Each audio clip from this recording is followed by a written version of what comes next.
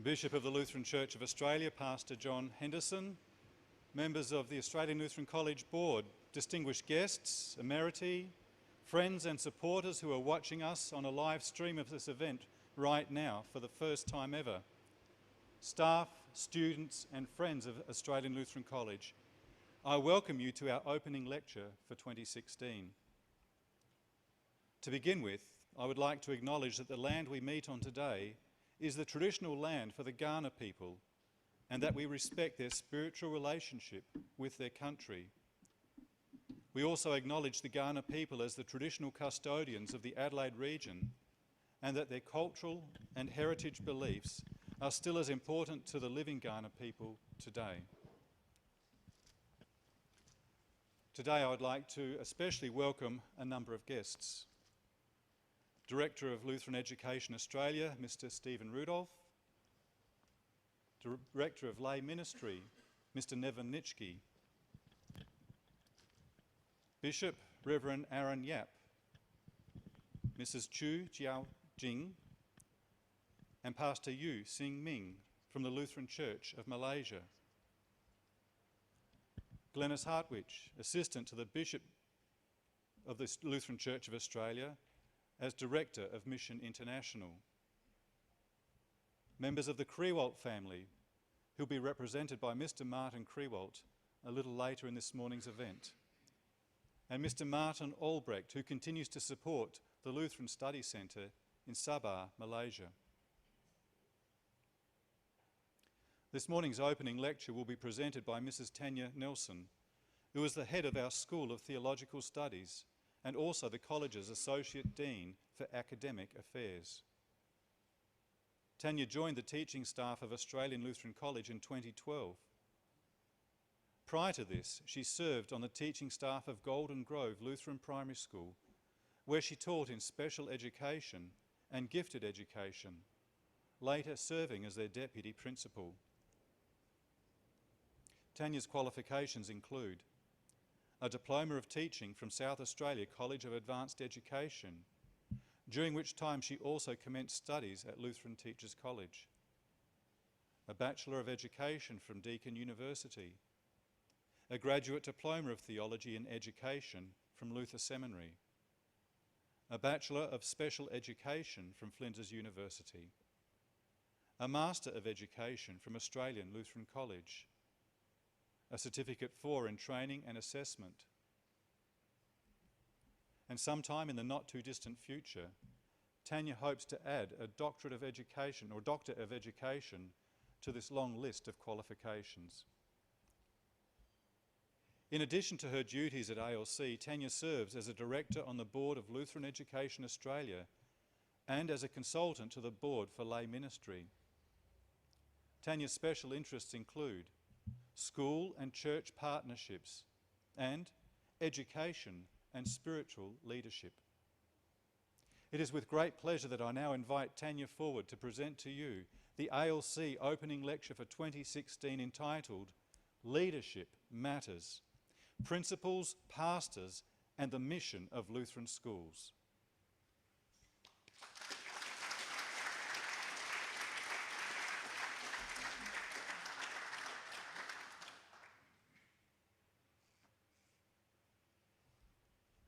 Good morning, friends of ALC, fellow staff members, emeritus lecturers, distinguished guests, those of you viewing today's proceedings from the comfort of your computer chair, and especially to ALC students.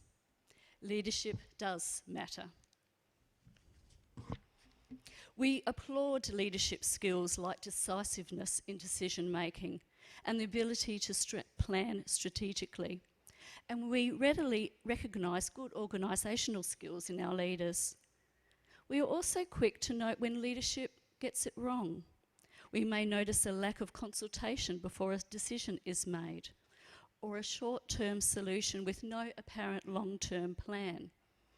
On the whole, it is fairly easy to list various managerial skills that leaders require through recognising what we admire in our leaders and perhaps what is lacking in some others. But what about the leadership skills required when the leader has oversight of a school community and a faith community?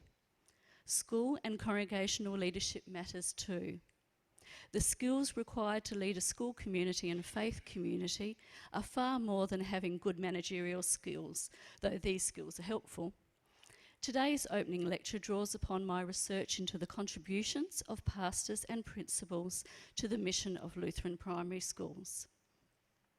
In sharing with you today about my research, you'll hear of the perceptions of primary principals and congregational pastors in the field in regard to their community leadership actions, their spiritual leadership actions, and their views of Lutheran schools. Through my research, though my research was limited to leadership in Lutheran primary schools, I contend that many of the findings are transferable to Lutheran secondary schools and other faith-based schools who are concerned with being a Christian witness in the world. From the findings, I'll propose 8 characteristics of missional leaders, and I'll conclude today's lecture by suggesting some recommendations that are applicable to principals, pastors, district and regional officers, Lutheran Education Australia and the College of Bishops, and even ALC is not immune to my recommendations. But before I begin, I had better lay out my credentials for speaking on this topic, as I'm neither a principal nor a pastor, and this lecture focuses on the leadership provided by the Lutheran school principal and the pastor of the supporting congregation. Let me start this section with a story I read in a reputable literary source, Facebook. An atheist was seated near a young girl on an aeroplane, and he turned to her and said, "Do you want to talk? Flights go quicker if you strike up a conversation with your fellow passenger." The young girl, who had just started listening to music, replied to the total stranger, "What would you want to talk about?" "Oh, I don't know," said the atheist. "How about why there is no God, or no heaven or hell, or no life after death?" he smugly mused. "Okay," she said, "those could be interesting topics, but let me ask you a question first. A horse, a cow, and a deer all eat the same stuff, grass. Yet a deer excretes little pellets, while a cow turns out a flat patty, but a horse produces clumps. Why do you suppose that is?" The atheist, visibly surprised by the young girl's intelligence, thinks about it and says, "I have no idea." To which the little girl replies, "Do you really feel qualified to discuss God, heaven and hell, or life after death when you don't know crap?" And then she went back to listening to her music. Well, I have a lot to learn about God, heaven and hell, and life after death, but I do know a little about leadership and why it matters.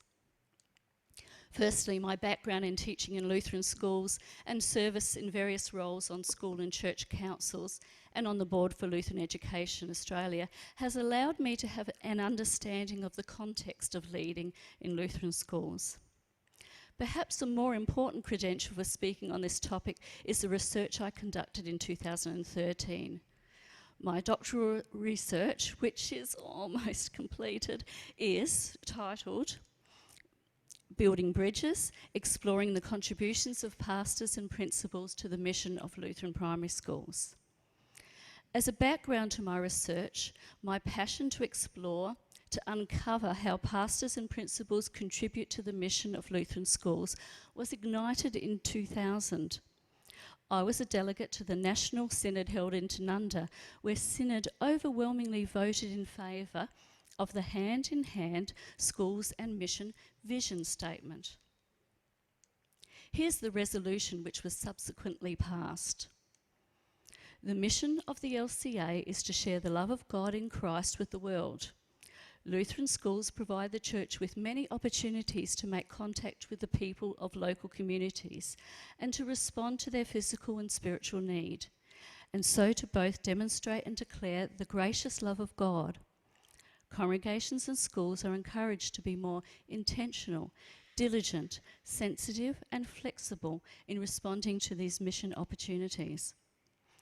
I was one of the many delegates who proudly voted for congregations and schools to be more intentional, diligent, sensitive and flexible in responding to mission opportunities. I was also struck by the how of this statement. How could I, as a congregational member and a staff member in a Lutheran school, be more intentional, diligent, sensitive and flexible?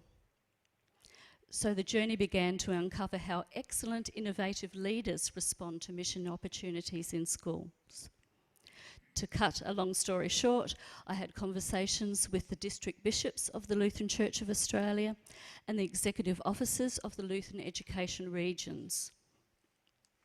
6 schools and congregational sites were identified as being progressive and successful in fulfilling the mission of the Lutheran primary school.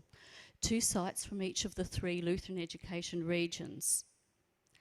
The locations fortuitously included rural and metropolitan Lutheran schools, small and large schools, a mixture of male and female principals, and leaders with extensive experience and some with limited experience. The research methods included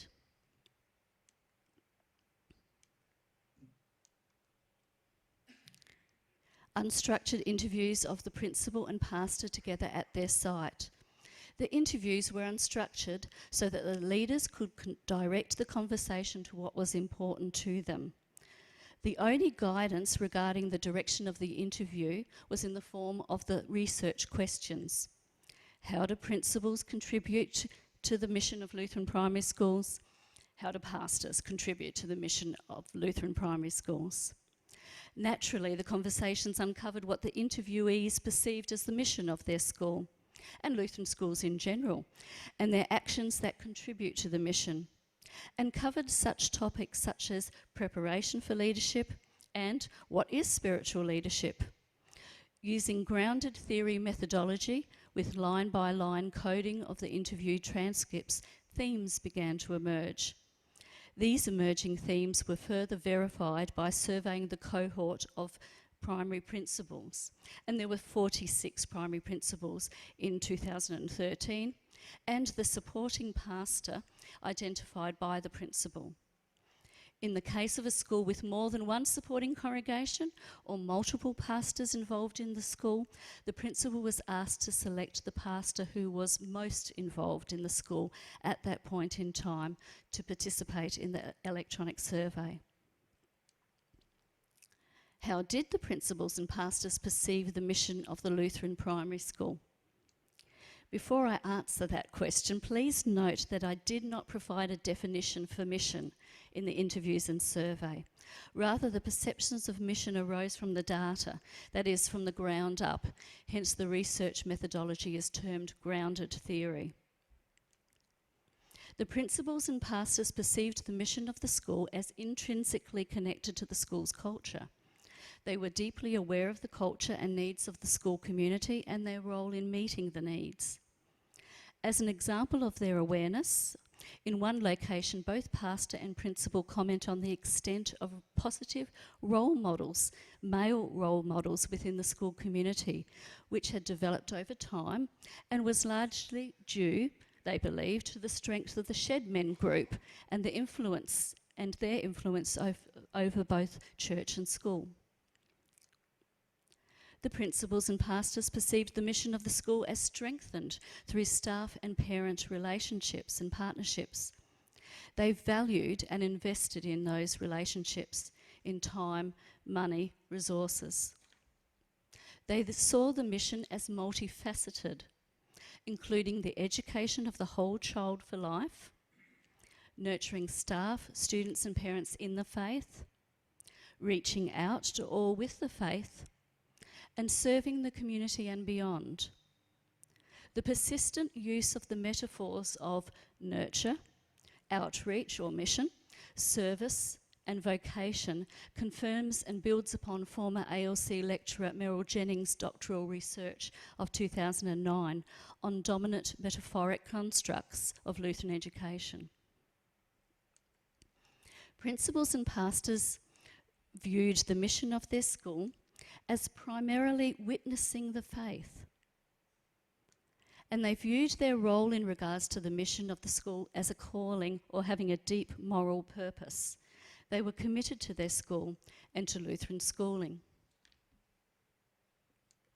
When separating the data into principal and pastor cohorts, some differences in perceptions were evident. The principals perceived the mission as part of the broader reason for the existence of Lutheran schools, believing that Lutheran schools exist, firstly, to prepare students for their vocation and for life, and secondly, to reach out to those who don't know Jesus as their saviour. The pastor cohort also perceived the mission of the school as one part or aspect of the broader reason for the existence of Lutheran schools. They believed that Lutheran schools exist primarily to prepare students for their vocation and for life. However, the pastors rated nurturing students and their families as a secondary reason for the existence or purpose of Lutheran schools. Now, this is a subtle, though interesting, difference between the pastor and principal cohorts, and may be explained by the inherently nurturing role or nature of the pastor, or the servant role that the pastor enacts within the school. The principals and pastors were asked to comment on each other's contributions to the mission of the school. Generally, the pastors and principals perceived each other's contributions as evidence of commitment to a shared ministry, and they valued the importance of their unity and shared vision. A small number of surveyed principals and pastors, however, hinted at local difficulties between the pastor and the principal. Here are some of the comments. Pastor attitudes are cited as detrimental to school growth by past parents. It is difficult when one party does not immerse themselves into the congregation so that the congregation can better connect to the school. Our relationship is good, trusting and significant, but is not all that it could be. These comments are hardly surprising when we are dealing with people and relationships, and in the case of the pastor and principal, what should be a significant professional relationship. It was pleasing to note, however, the overall high level of cooperation and collaboration between principals and pastors, which appears to represent a shift in practice from that reported in Bartel's doctoral research of 2004.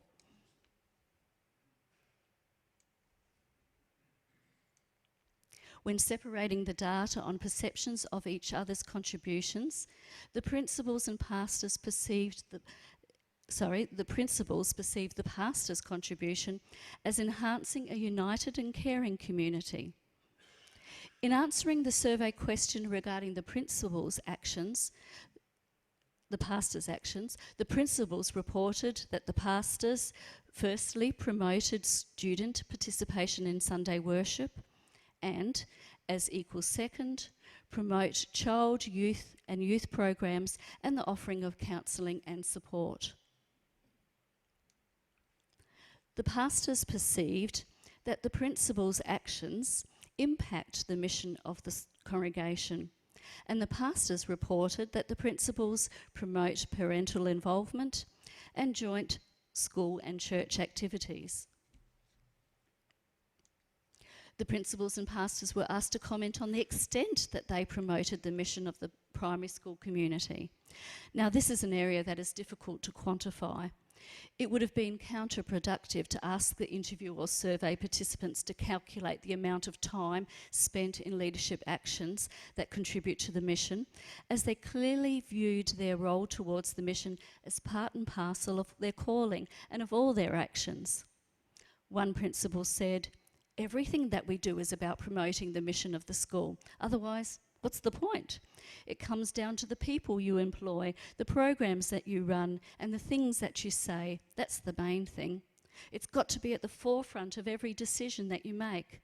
It's whether or not it's really going to serve the school and its purpose." The principals and pastors perceived that they promoted the mission by valuing students and families as co-contributors to and beneficiaries of the mission. They placed worship as central to the life of the school, and this prioritising of worship has implications on timetabling as well as promotion and resourcing. They valued and worked to enhance the culture of care and community. Many of the schools employed someone in a pastoral care role, and in the case of the small schools, someone was given that role within the school. They recognised the importance of staff recruitment and development, valuing staff as front-line promoters of the mission. In all the interviews, the importance of employing Christian staff was highlighted. Investment in the staff, not only in terms of recruiting staff, but also in terms of the spiritual development of staff, was considered an essential element or essential aspect of furthering the mission of the school. One principal comment, so that gets back to the importance to employ people who are passionate about their work, committed to their faith and beliefs, and being able to bring those two together to give that quality in education. The data from the principal cohort shows that the principals perceived that they promoted the mission in all their actions and devoted significant time to encouraging parental involvement and ensuring the centrality of worship within the school. The pastors reported that they devoted their time in the school to involvement in and promotion of child and youth programs and joint school and church activities. So, how did the principals and pastors perceive that they contributed to the mission of Lutheran primary schools? They contributed to the mission in their role as school missional leaders, alongside staff as valued partners. That is, they viewed their leadership as a partnership with the staff, or, to use an educational leadership term, they were practicing distributed leadership. By uniting the community for mission, and by prioritising the spiritual dimension of the school. Again, if we separate the data, the principals perceived that they contributed to the mission of their school by involving themselves across the breadth of the school community and by their spiritual oversight of the school. Whereas the pastors perceived that they contributed to the mission by involving themselves across the school and church community and by serving the school. So far I've presented various aspects of my research from the principals and pastors as a group, and then from the principal cohort and the pastor cohort only. It was also interesting to separate the interview data and the survey data. Here we note again that the interviewees were purposefully sampled. That means that the interviewees were intentionally selected in conjunction with the district bishops and regional executive officers because they were recognised as leaders who were progressive and successful in furthering the mission of the school. The survey, in contrast, went to all primary principals and local supporting pastors, so this group was more likely to respond with a greater range of views. When comparing the interview and survey responses, of particular note was the discussion on the spiritual headship of the principal. The interviewed principals and pastors all agreed that the principal was the spiritual head of the school.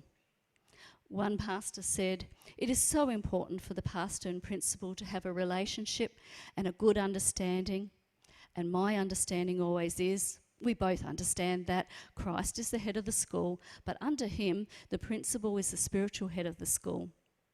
We support that, and we are ministers of the gospel, but the head of the school, I've always contended, some chaplains have argued we can't talk about the principal as the spiritual head. Of course they are." One principal, in acknowledging his spiritual leadership role, was keen to point out that his relationship with his pastor was deferential and respectful. The only bit that worries me about being the spiritual head of the school, I would still dip my hat and defer to the pastor, being respectful to the pastor in that one. He's our trained theologian. I also feel that I need to be the spiritual head, being the CEO of the school, and my role is to link the school into the church. And obviously there's a lot of worship that happens in the school without pastor being involved, but I would still defer to the pastor. The majority of the survey respondents also viewed the principal as the spiritual head of the school. One survey question asked the respondents to indicate how comfortable they are with considering the principal as the spiritual head of the school. 75% of all respondents replied that they were comfortable with the notion of the principal as the spiritual head of the school. However, there was quite a spread in responses on the 5-point scale, with 25% either neutral, somewhat uncomfortable, and not comfortable. The discrepancy here between the interview and survey results in this area indicates that there is more to do in understanding the spiritual leadership role of the principal. The topic of preparation for leadership arose in the interviews and was further explored in the survey. A number of the interviewed pastors acknowledged that a paradigm shift was required to minister in a school, although they approached this required shift by accepting that they were not the experts and had much to learn from the principal. The survey respondents were asked to comment on whether the training and preparation they received for their role in the school reflected the demands placed on them. There was a broad mix of responses to this open-ended question. Of the 30 substantive responses, 9 were positive, 6 were neutral, and 15 were negative. With regard to the positive responses, one pastor was thankful for the time spent in Lutheran primary and secondary schools as part of the seminary field education program, as well as his vicarage placement in a congregation attached to a school. A principal commented, "I was blessed with completing over 2 years at Luther Seminary and have also completed a Master of Education with ALC. Over the years, I've taken advantage of many excellent in-service opportunities like grief counselling, conflict management, etc." Among the negative comments, mention was made of a general inadequacy of training, and comments were included such as, "What training? I was trained as a pastor with no preparation being given for school pastor. Little preparation and training for the role of principal, and very little on leadership through initial training." The 6 neutral responses had a justifying or qualifying comment. These neutral responses emphasised the following: training and preparation was gained over time and with on-the-job experiences. Training and preparation was intentionally sought by the principal or pastor. Training and preparation occurred through being part of a team and or a district. The high level of negative comments in regards to leadership preparation, particularly from the pastor cohort, shows there is improvements to be made in this area.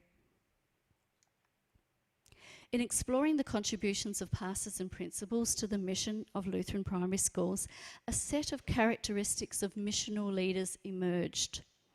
The following statements form a proposed theory, which has emerged from analysis of the findings on what constitutes principals and pastors' contributions to the mission.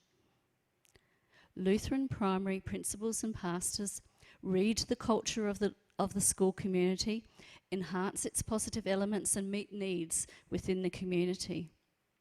Understand and articulate the mission of their school and Lutheran education. They view the mission as witnessing the faith. Missional leaders understand the distinction between the reason for the existence of Lutheran schools and the mission. They view the purpose of Lutheran education is to prepare students for life in vocation. They perceive the mission and their role in the mission as a calling and are committed to their school and to Lutheran education. Missional leaders work together collaboratively to promote and enhance the mission, unify the community in and for mission. They are active in both congregation and school and value each other's distinctive contributions to the mission. They develop, value and invest in relationships to benefit the mission. They value students and their families as mission contributors and beneficiaries, and focus on promoting and resourcing a caring community. They focus on developing, nurturing and valuing staff for the benefit of the mission, and they serve the school as missional leaders. And lastly, they place Christ at the centre of the life of the community and are spiritual leaders of the school community. The contributions of principals and pastors to the mission of the school has been conceptualised in my research into 8 categories. The categories: witness, vocation, calling, unity, relationships, care, service and Christ-centeredness are the elements of the theory as illustrated in the following visual representation. The image of the Luther rose has been used to convey the essential elements that principals and pastors bring to the mission of the school. Missional principals and pastors ensure the school is Christ-centred, as depicted by the cross of Christ, and that Christ is at the heart of the school community. This Christ-centredness impacts and radiates from the school's core to all elements of the school community. Principals and pastors enhance, promote and strive to build a unified community, as shown through the gold ring that envelopes the rose.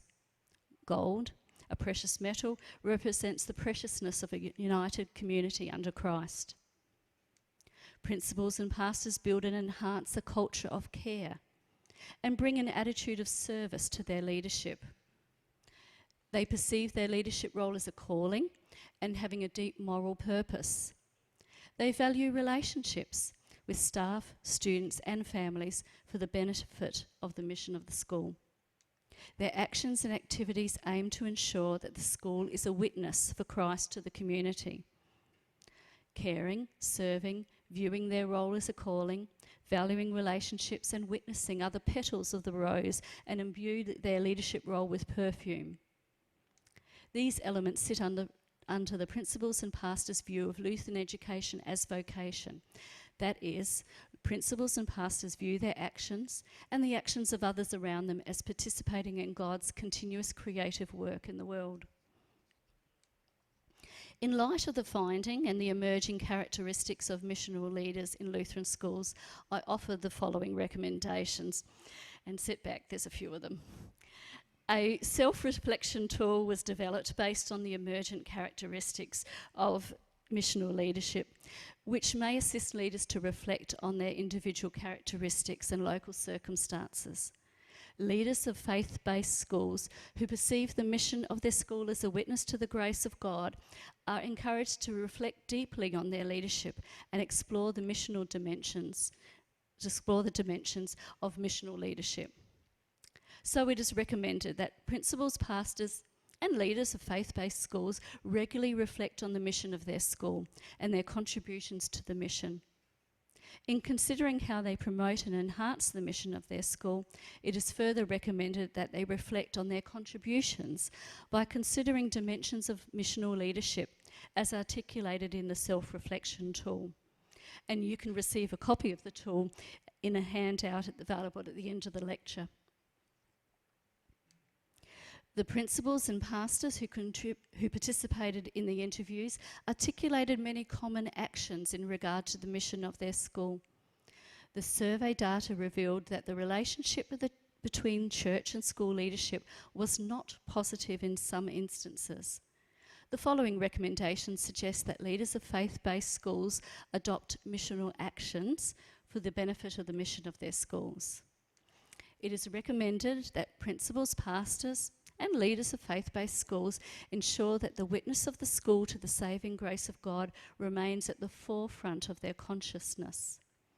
In considering their actions to promote and enhance the Christian witness of the school, it is further suggested that leaders meet regularly to discuss the mission of the school, collaborate with staff and parents in furthering the mission, develop and promote a common vision for the mission, prioritise spiritual leadership of the community and involve themselves across the school and local faith community. The need for in-service training for principals and for pastors who minister in a school was evidenced in the current research. While the principals and pastors agreed that the leadership of both pastor and principal is extremely important in furthering the mission of the school, a majority of principals and pastors perceived they had received little or no preparation for school leadership. It is recommended that the Lutheran Church of Australia district officers and Lutheran Education Australia regional officers prioritise facilitating regular principal and pastor seminars, where reflection and dialogue can occur on issues such as the mission of the school, ministry roles, school and church community leadership, and leadership of the pastor within the school. The aim of such seminars would be to build bridges and remove barriers between the school community and the community of the local congregation or faith community. Lutheran Education Australia recognises the importance of principal preparation as demonstrated by the development and offering of the Leadership Development Program. The 6th iteration of LDP, Leadership Development Program, begins in 2016. The majority of surveyed pastors, however, viewed that insufficient preparation for school ministry was received from the pre-service pastoral theology program offered at Australian Lutheran College, and no coordinated training or formation was available for pastors upon entering ministry that included a school. It is recommended that the LCA, through the College of Bishops and Australian Lutheran College, explore the suitability of pastoral candidates for school ministry roles and provide intentional pre-service training for school ministry with input from serving principals and school pastors. It is also recommended that the College of Bishops, together with Lutheran Education Australia and ALC, develop a program of school pastor preparation and support. The pre-service component of the program could aim to provide graduate pastors with knowledge and skills to minister within the school setting. The in-service training component could aim to support pastors transitioning from congregational ministry to school, or school and congregational ministry. Additionally, it could aim to provide pastors with leadership training to equip them to serve in the school under the oversight of the principal. The in-service component may benefit from the learnings gained through the development of the Leadership Development Program for aspiring principals and leaders. The current research supports a rigorous training pathway to assist Lutheran education in its provision of leaders. The following recommendation urges in-service training for staff in faith-based schools that develops understandings of the values and beliefs that underpin leadership actions and engages in the dialogue between education and theology. It is recommended that Lutheran Education Australia set a high and aspirational standard for the training of Christian studies teachers and for leaders, which ensures that participants explore personal motivations and values and the dialogue between education and theology. The training would assist participants to embed reflective practice and ongoing dialogue between theology and education into their leadership action. The spiritual headship of the principal and the spiritual leadership of the pastor and principal are areas that require further exploration for both pastors and principals in Lutheran schools. It is recommended that LEA, in conjunction with the LCA, provide opportunities for dialogue on the spiritual headship of the principal and the spiritual leadership role of the pastor. It is further recommended that the dialogues lead to a discussion paper to assist future pastors and principals to define and enact their spiritual leadership roles within the school. The dialogues and discussion paper would assist in defining ministry and spiritual leadership roles and in the provision of innovative missional leadership. In the current research, the need for ongoing spiritual formation of principals and pastors for their roles in the school was highlighted. It is recommended that the LCA district officers and LEA regional office provide opportunities for spiritual formation of principals, school pastors and other key missional leaders in order to connect the leaders, offer them opportunities for spiritual renewal and prepare them to serve their communities. The provision of spiritual formation opportunities for all in leadership prioritises personal spiritual renewal, creates connections and develops missional leaders who are prepared for service. It is also recommended that the district and regional officers collaborate to establish a program of intentional mentoring for new school pastors, principals and other key leaders to assist them to define and promote a common vision for the mission of their school and a shared understanding of their roles in contributing to the mission. Apologies for not including that slide just then, I'll just pause.